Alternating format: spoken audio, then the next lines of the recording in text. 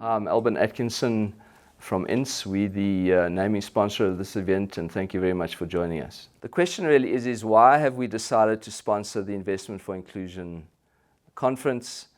And that takes me back to INCE, which is a fourth generation family-owned business who's been in business for 102 years. And I suppose the question really is what enables a business to continue in business for 102 years? And I think it's got only one particular reason for that, and that is because of governance.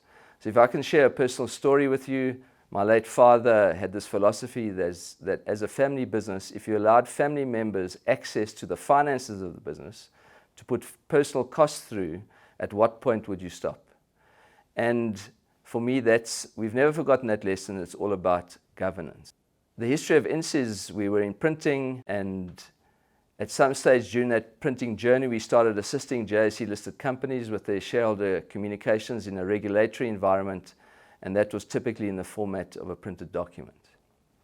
And if you looked at the process for shareholders to participate, either on voting, you had this printed document where you tore out the proxy form, filled it in by hand, posted it or faxed it back to the company. If you wanted to attend the meeting, you had to travel to the meeting, attend it, and incur all sorts of time and costs.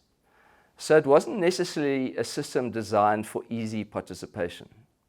So as INCE contemplated its future as a printing business, we decided that we needed to look at how we could facilitate our business in a digital age. And in 2013, we launched a digital platform that allowed shareholders easier participation.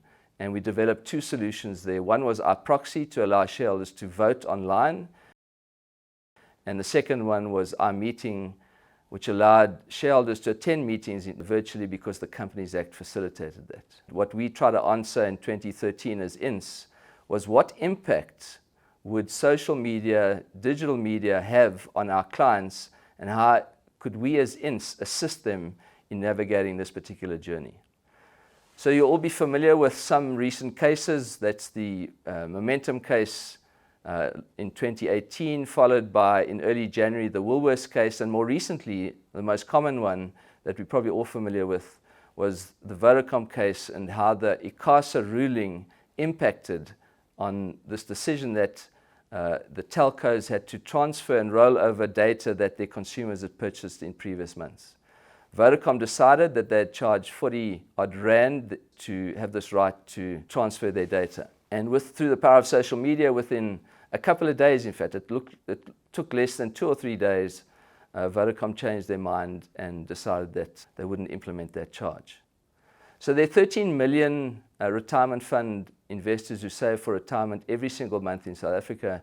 And as we know, their funds are managed by the investment managers. There are 579 registered investment managers with FSCA, and there's a self-governing code where the industry governs itself, and this code is called CRISA, the Code for Responsible Investing in South Africa.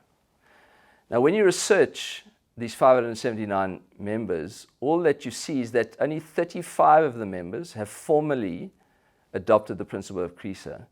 And when you research that further, one of those principles, which is that you should publish on your website how you voted in an AGM, and remember at those AGMs, the investment managers are representing the 13 million people who save for investment every single month, that you should publish on your website how you voted.